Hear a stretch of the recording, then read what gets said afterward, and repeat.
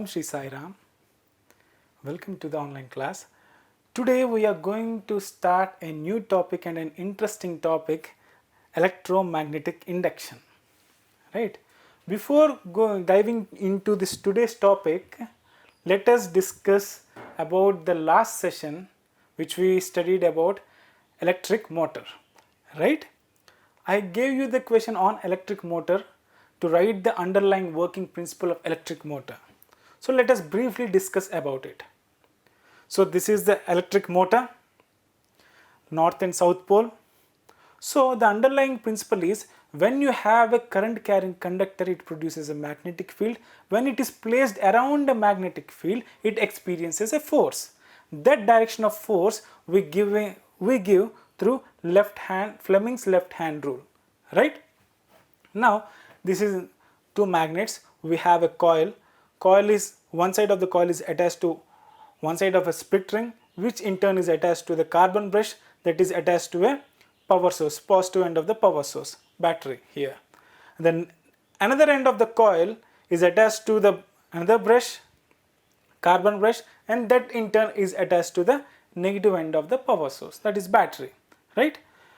When we supply the current goes in the loop of A, B, C, D, right? So the AB through the left hand rule, it experiences a force in downward direction, right? So it goes down, and CD experiences a force in upward direction. So if this is AB and this is CD, and it goes like this. Okay? When the AB reaches bottom and CD reaches top, what happens? This split ring changes the polarity. So the split rings helps in changing the current direction, which in turn helps to change the force direction. That's why we have the motor running in one direction. To add to the motor, some more in commercial motors, we don't use one coil. What we use here is, we use soft iron core with more coils and pass current through it, which makes the motor to rotate with even more higher speed. What does this mean? It means we are using here only one coil. If I add more coils, what happens? I am creating more magnetic field. If I am creating more magnetic field, what happens? It experiences more force. When it experiences more force, that in turn reflects in the rotation. To add to that, if I have an iron core in between and wind lots of copper wires around it, that coils around it, what does that mean? I am increasing the magnetic field even more, because that soft iron core will magnetize itself first. That it creates even more strong magnetic field. When it creates more strong magnetic field, it will experience greater force from this magnet, because these two are fixed. This is creating a magnetic field, strong magnetic field. That means it will have, when you pass the current, it will experience more force. So it will rotate even more fast. That is what we use in commercial motor. So underlying what it does, what the motor does, it is converting this electrical energy. We are supplying electrical energy into mechanical energy. So we used Fleming left hand rule in a clever way to rotate this motor. So this is the first thing. And the second question is about the split rings. What is a split ring?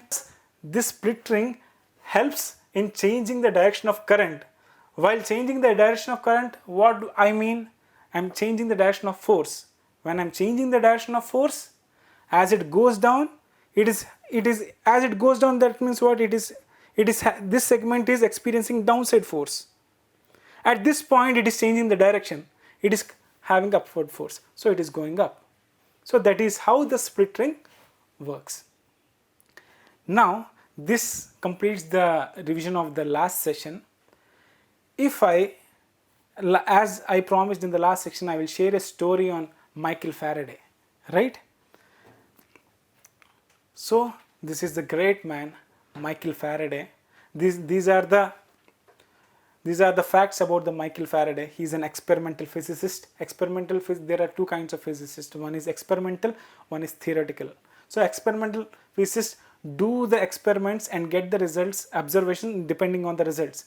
Theoretical physicists will build the mathematical models for the theory, for the hypothesis. So he does not have any formal education, and he made several path-breaking discoveries that include electromagnetic induction and electrolysis of water. And he also loved science more than any honor. To tell a brief story of Michael Faraday, let us go into his childhood. He was born in England, and he was born in a family where they struggled to meet the both ends. At the age of 14, he has to leave his education. By that age also, he only got the elementary education. He just learned to read and write. At the age of 14, his father got ill, and to meet the both ends of his family, he was employed in bookbinding shop. Now, many of the scientists, all of us say, Faraday was lucky enough to join in the bookbinding shop. Why? Because in the bookbinding shop, whatever the book comes through his hands, he used to read that book and then hand it over. So through that process, he created the habit of self-learning. And he has so many questions. Through that process only, what happened? He got the book called Encyclopedia Britannica, in which he saw an article on electricity that grabbed his attention. He created the passion on science. And after some time, he created such passion that he was on the threshold of his journey to the invisible world of the energy. So, seeing his passion, one of his customers came and gave a ticket to attend a science lectures. Over those days, these days we are having the musical concerts. Those days we are having the scientific lectures. Alright, so to get a ticket for the scientific lecture is a huge thing, and that is even huge thing for the guy called Michael Faraday. See how the dots are connecting? Now he got the ticket and he went and sat in the Sir Humphrey Davies, a famous scientist over that time, the lecture. He sat in this lecture and he took extensive notes of that lecture. Everyone, the audience came and they saw the lecture and they're in the awe of the lecture, and they see and they clapped and they went. But the Faraday was only guy who want to learn science. He is not the fantasizing science. He want to learn science. He took every bit of his notes and went it thoroughly. So after that, what happened? Years gone by, his obsession for science increased. When he one day he prayed Lord and asked, please help me to serve mankind and help me to be a great part of your circle, which is work and love. That is exactly the quoted from his book. And then went to Sir Humphrey Davy. Sir Humphrey Davy was really impressed by his work, by his notes, saw his notes, and at that point of time he does not have any openings, but sooner or later he took Michael Faraday. After taking Michael Faraday was good at one thing. He was never ever afraid of asking dumb questions. Today we think if we ask any question in the class, this guy may think something, that guy may think something. But Faraday was not afraid of asking the questions which he felt that is not correct, which he did not understand. Because he was self-taught. What is not fitting in his logic, he just asks. One of that dumb question we see today, that is electromagnetic induction. He asked that if a current carrying conductor is producing a magnetic field around it, why can't a varying magnetic field can produce a current? That was the starting point of the electromagnetic induction. And to To ask that question, he has a religious background because he used to believe in God. You can see his literature, and he used to believe that underneath the surface of reality, we see the God has created everything in a unified way. If you open one thing, and you can see how everything else is connected. So as saw that moving current carrying conductor is producing a magnetic field around it, he thought that magnetic field varying should also produce a current. So that developed his curiosity. Now let us go through the eyes of Faraday and explore the wonderful phenomena called electromagnetic induction. Here we have a magnet. Oh, magnet is going in, and you can see the deflection in galvanometer. That means some current is going through the galvanometer. It is going inside. The galvanometer is deflecting on the right side. Now it is becoming still. When it is moving back, it is going on, the deflection is on the other side. That means when it is going in, the current is passing in one direction. When it is coming back, it is going in other direction. Let us see here. See, this magnet is having the magnetic field around it. Here is a bulb that is attached to a coil. When the current is passing through the coil, the bulb is glowing. When the magnet is moving, again the bulb is glowing. It is stopped now because the magnet stopped. When the magnet is moving, you can see the bulb glow now. Oh, this is phenomenal, right? Magnet stopped there, again the bulb stopped there. See, observe what is happening there. So here what basically is we can observe, because the magnetic field is changing inside the coil. You can see the magnetic field lines. The magnetic field is changing inside the coil produced by this magnet. That may create the current in the coil. So what can we do now to create a variable magnetic field? You can use solenoid also, right? The permanent magnet we are using here, we can use solenoid also. Solenoid is also an electromagnet. So when we pass a current through a solenoid, it becomes magnetized. So let us try in that mode now. So this is coil 1, this is coil 2. What the experiment setup here is, you have the coil 1 which is called as a primary coil, coil 2 we call as a secondary coil, and this is a cylinder, insulating cylinder. By no means these two coils are attached.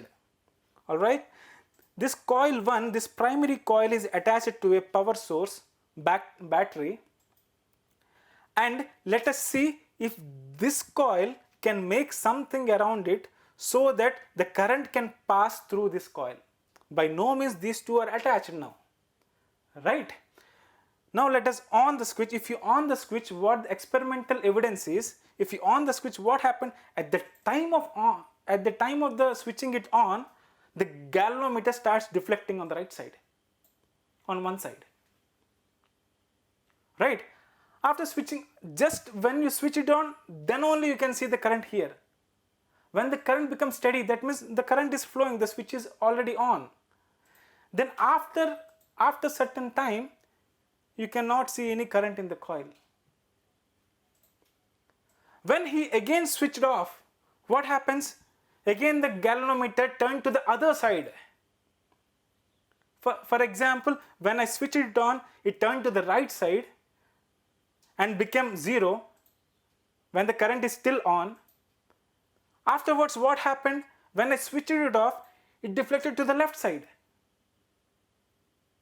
That is the experimental evidence. So we observe here is, when the current is going from 0 to something, that means I'm switching on the battery, means what? I'm passing the current. I'm passing the current means current is changing from 0 to something, right? Previously current was not there, that you take it as 0. Now you are having the current, that is some amperes. So changing the current means what? You have also the change in magnetic field around it, right? This coil produces a magnetic field around it. That is what we studied. Every current carrying conductor produces magnetic field around it. So when the current becomes steady, steady means after you switch on, the current starts flowing. At the instant of switching it on, you see the deflection. That means you are seeing the change in magnetic field. Before, there is no magnetic field because there is no current. When you switch on the current, you have the current. That means at that instant you change the magnetic field. That magnetic field is causing the current in this coil. Oh wow, right? Now I am again switching it off. That means the current is again what, decreasing from some value to 0. That means magnetic field is again changing. Then also it is showing a deflection at that moment. At the starting when you switch it on, at the ending when you switch it off. That means when you change the current, when the current is changing, it is producing a what, deflection. What is the underlying principle when the current is changing? What is changing there? The magnetic field around it is changing.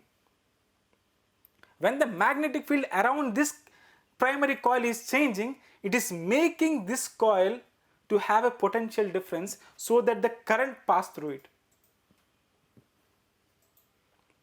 Understood?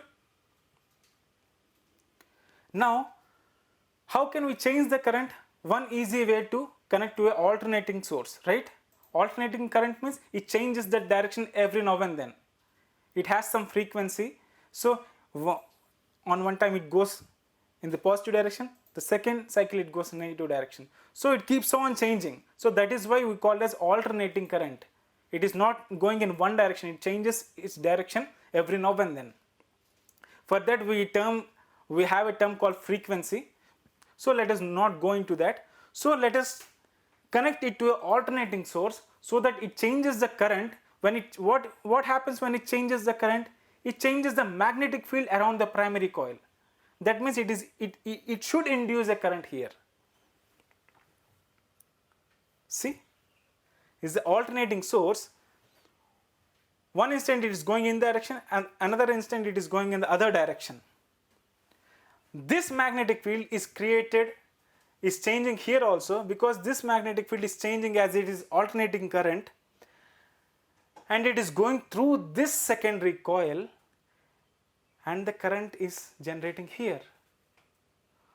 Without any connection, we are detecting a current here. Because of this source, we are having a current here. Do you understand? The production of this kind of current, we call it as electromagnetic induction. The current which is produced in this circuit, we call as induced current. It is induced because of this primary coil, the change in magnetic field on this primary coil. Understood? Now, we have already observed this. Now, let us note the one by one from the activity 1 and activity 2, what have we observed? Alright? From activity 1, what we have observed? Moving a magnet towards the coil sets up a current in the coil circuit, as indicated by the deflection in galvanometer that we have observed, right? When we are moving the magnet towards the coil, it sets up a current in one direction. That's why the galvanometer is deflecting. We observe that there is some current. The second point is, when the direction of motion of the magnet changes, the current also changes its direction, indicated by the deflection in galvanometer. When going inside the coil, the galvanometer is deflecting to the right side and coming back. And when you taking out of the coil, when you coming far away from the coil, what happens? It is deflecting into to the other direction. So, changing the motion also, what happens? Changing the direction of the current. Changing the direction of motion, also changing the direction of the current. Okay. So, the last thing is, from the activity 1, when the coil and magnet both are stationary, there is no deflection in galvanometer. Right? When the coil is stationary, not moving, and the bar magnet is also stationary. So what? No, we are observing no deflection in galvanometer then. That is our observation. From the activity 2, what we are seeing, when there is a change in current in the primary coil, there sets up a current in the coil 2. We attach to the alternating source, right? Before that we attach to the battery. So when there is a change in current in the coil 1, we can see the current generated in coil 2. That is our observations. So seeing all these observations, we need to come to a conclusion, right? Points to note. As the current in the coil 1 changes, the magnetic field associated with it also changes, right? That is what our conclusion is, because when we change the current in the coil 1, it changes the magnetic field around it. Thus, magnetic field around coil 2 also changes.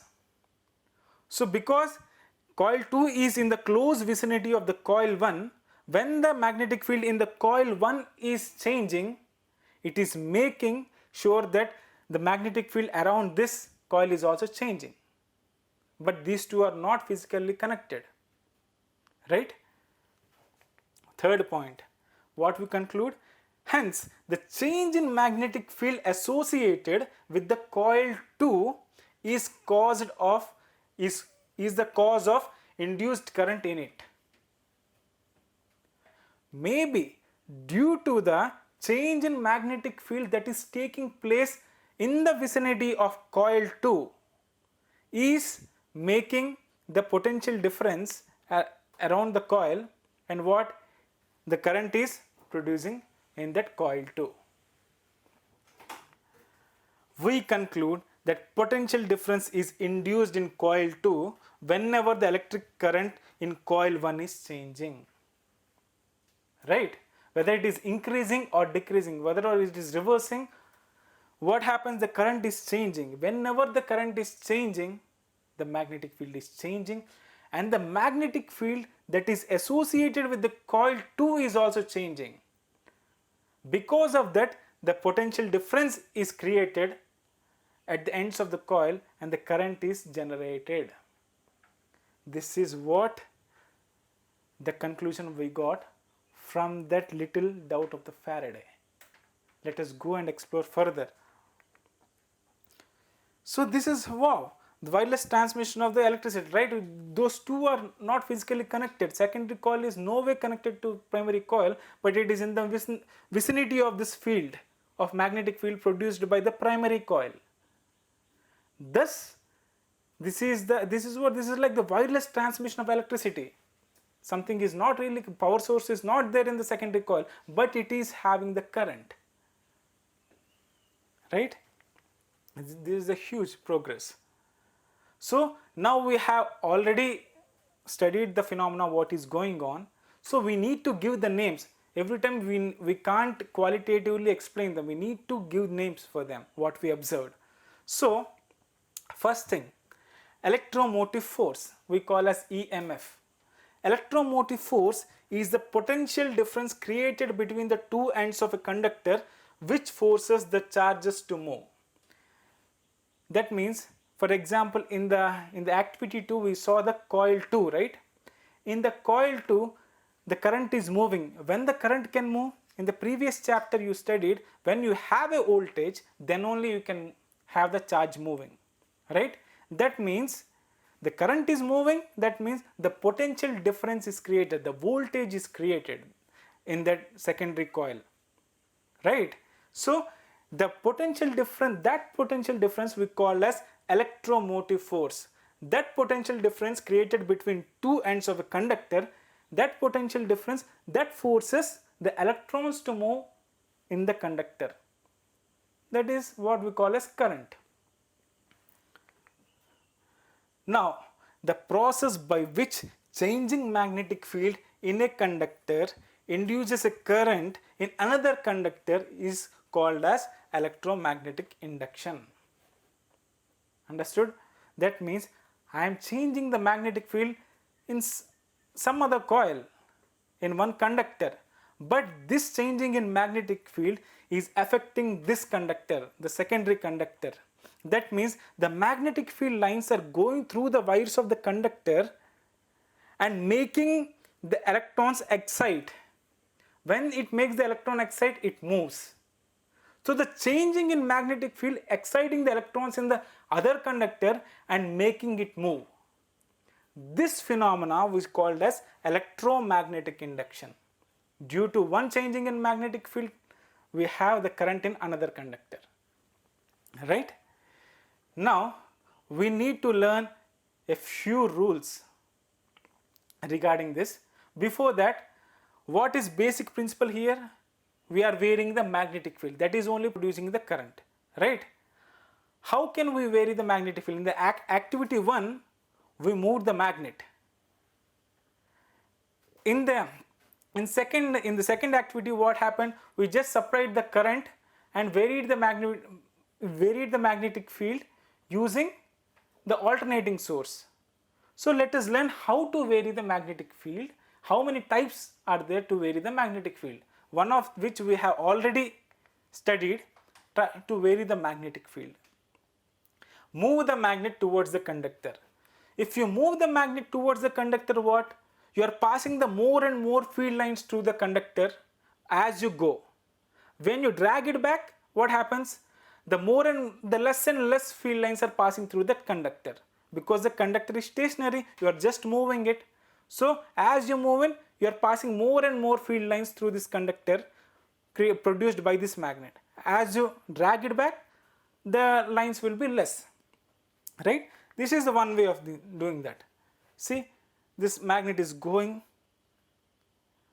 more and more field lines now. Now it is coming back less and less field lines. That means it is changing the magnetic field around this conductor, that creates the galvanometer deflect. Right? So this is one way of changing the magnetic field around this conductor. Now what is the second way? Move the conductor towards the magnet. It can be other way around, right? If the magnet is stationary here, if I can move the conductor, that is also possible. That is also same. I'm doing the same thing. I'm varying the magnetic field in this fashion, right? See, here the conductor, this is the current carrying conductor, this is the galvanometer. I'm moving this conductor around these points like this. This is the wire which is being moved. See, I'm moving this, you are creating a deflection. This is the same thing. These two are same. So as I'm moving the conductor up and down, so you can see the galvanometer deflecting to the right or deflecting to the left. So you can see something, when I am moving, I am having the current, right? But I need to know the direction of the current, right? I am moving here, current is producing, I am moving the opposite direction, current is again producing. But I need to know the way, in which direction the current is moving. To design something, I need to know the direction of the current. For that, we have Fleming again to rescue, Fleming's right hand rule. For the force, we used Fleming's left hand rule. Here we are using Fleming's right hand rule. What he suggests, see, this thumb is the direction of motion of conductor. This is the magnetic field, again the same. In the left hand rule, what it is? It is the force, magnetic field and current, FBI. This BI remains same here also. This forefinger and middle finger stands for same. Forefinger again for the magnetic field. This is again for the direction of the current. Here it changes. This is the motion of the conductor. If you have the magnetic field in this direction and motion of the current conductor in this direction, then the electricity will be inside the board. In the same way, if you have the motion down, of the conductor and still having the magnetic field from your left to right, then the current will be right at you. Understood? So let us see the pictorial representation of it, graphical representation of it. So see, from here to here, north to south, the magnetic field direction. Now the current as it is coming, the electricity is produced, electricity is going from up to down, right? Let us cross verify with this. When it is going there, okay, now it is, the motion is in this direction and the electric field in this direction and the current in upward direction. You can see the current is going up, right? It continues to go up. As long as it doesn't change its direction, the current will be in the same direction. Okay, now it reverses back. Now it comes back. When it comes back, you saw the direction of motion of the current conductor is changing. Therefore, the induced current inside the current should also change, right? So what happens? The conductor north to south, again the motion of the conductor thumb, so it is pointing down. It is pointing down. It is shown the same thing. So this is how the Fleming's right hand rule worked. Now we have studied everything. We need to apply. Electromagnetic induction we have studied. Where do we apply?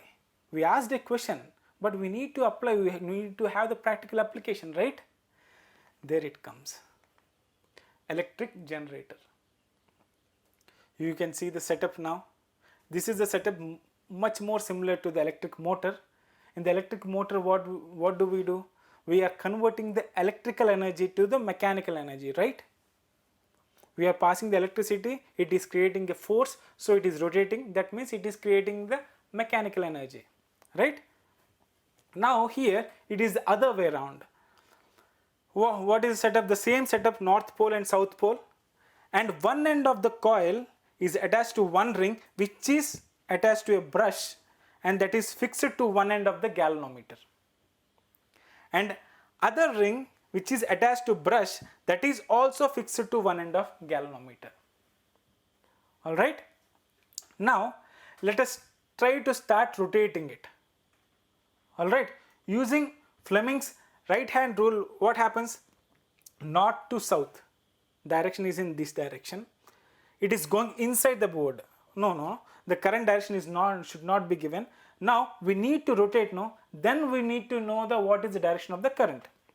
So let us suppose we are moving this segment of the coil AB up, okay, like this, up. So the direction of motion will be, indicates the thumb indicates the direction of motion, right?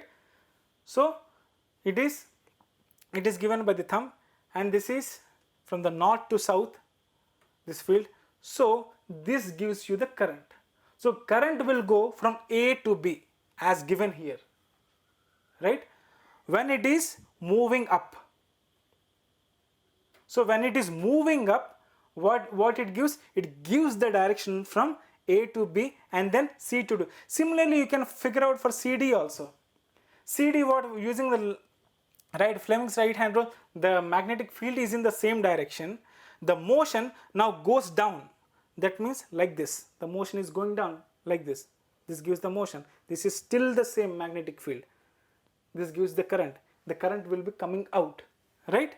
So as it goes, what happens? Current will start flowing from AB in the loop of ABCD. So galvanometer will be deflected, for suppose deflected towards the left. Okay. Now when it reaches the topmost position, AB is here, CD is here. AB is here, CD is here. So after that it has to come down. When it is coming down, what kind of current will it produce? Opposite to what it produced here, right? While going up, it produced a current which is going inside, right? When going up, it is produced the current which is going inside. When it is going down, the current direction reverses, right? As you saw, when you change the direction of the conductor, your direction of current also changes there. That is the case with CD. CD is going down. When the CD is going down, the current is coming outside the board. So in this case, if you connect this end of this to galvanometer on one end of the coil to other part of the galvanometer, what it records, when this coil goes here, it shows one direction. When it rotates like this, when it comes down, it rotates, it deflects in other direction, right? So to complete a one circle, what has to be done? It has to go up and come down, go up and come down. So on the verge of going up, it is creating one type of current, one direction of current. When it is coming down, it is creating another direction of current. So if you take the galvanometer, what it records, it deflects on regular interval, right left, right left, right left. What kind of this current we call as? This is what we call as alternating current, right? Some directions, sometimes it goes from A, B, C, D. When it goes up and coming down, it goes from C, D, C, B, A. Understood? So this generator, we call it as, which is changing its current alternatively. Every half cycle it is changing its current direction. That we call as alternating current. Alright. So what this basically this generator does, a electrical generator is a device which is used for conversion of mechanical energy to electrical energy. That means by simply rotating it, we are getting the electrical energy, right? How I am producing electrical energy? When I am rotating it, I am changing the magnetic field around the coil. When I am changing the magnetic field, the current is induced inside the coil. So that is the direction of the current is given by right hand rule, Fleming's right hand rule. So this side, when we go up, the current will go inside the board. When it comes down, current will come towards you. So that's how it is changing. The same coil, it is having current in one direction when it is going up and in different direction when it is going down, as the direction of the motion of conductor is changing. Alright, let us see how it works graphically. See, here the motion changes. The electrons travel in opposite direction because it is going from highest point to lowest point, it is coming down. Now, at this point, from here, it has to go up. Again, the direction change. See it from the beginning again. Electrons are flowing in one direction now. When it is coming down, the electrons will start changing its direction. That means flow of current is changing. This is what we call as brushes. These are fixed to one end of the ring. These are slip rings. We call it as slip rings. Alright, so this is how the alternating current generator, electric generator works. Alright, if you want to have a DC generator which the flow of current will be in one direction, what you need to do, instead of using two different rings, you place only one ring. When you place only one ring, what happens? You can see here. This is not there in your textbook, but for your information, you can see. What happens here? You have this slit ring, one is attached to one end of the battery, one is attached to other end of the battery. So one carbon brush is always attached to the ring which is moving up, other end which is moving down, right? One end of the carbon brush is attached to always to the ring which is coming up. Now this end of the ring, what happens? Which is coming down. So direction for these two respectively are same. So when you connect a galvanometer, what happens? It will only deflect in one side. Whatever the coil is coming down or up, it is only receiving the same loop of current. The polarity is not changing here. So that is what about the electric generator. So these ideas, this all came from the small idea called why the moving magnet cannot create electricity. Experimentally he proved it and now we are using it. How? You see the so much energy is wasting wind energy. You have so much energy, wind energy. You place something called motor or a turbine, we call as turbine. Turbine rotates. You place a magnetic field around it. it is converting to current, which we use in our daily life. And you have hydroelectric power. What happens there? You pass water, and what happens? You make the turbine run and make what? A magnetic field. You make turn the turbine and place a magnetic field around it. What happens? You generate electricity. So this small phenomena we used extensively to make our life comfortable. So I urge every student to develop curiosity, to develop the habit of self-learning, so you will have that zeal to do something for the mankind in future. So here the split ring makes the current unidirectional as we studied earlier. So before ending this session, we have the home assignment. So this sums up this whole session. Describe the working principle of an electric generator with a neat label diagram. So you will have the clarity. You will go through the textbook again, close the textbook and revise yourself the concept. Close your eyes and think what is happening inside the conductor when the magnetic field is changing, and then picturize in your mind, then write on the paper. You will have the clarity of the concept. Then write the difference between the slip rings and split rings.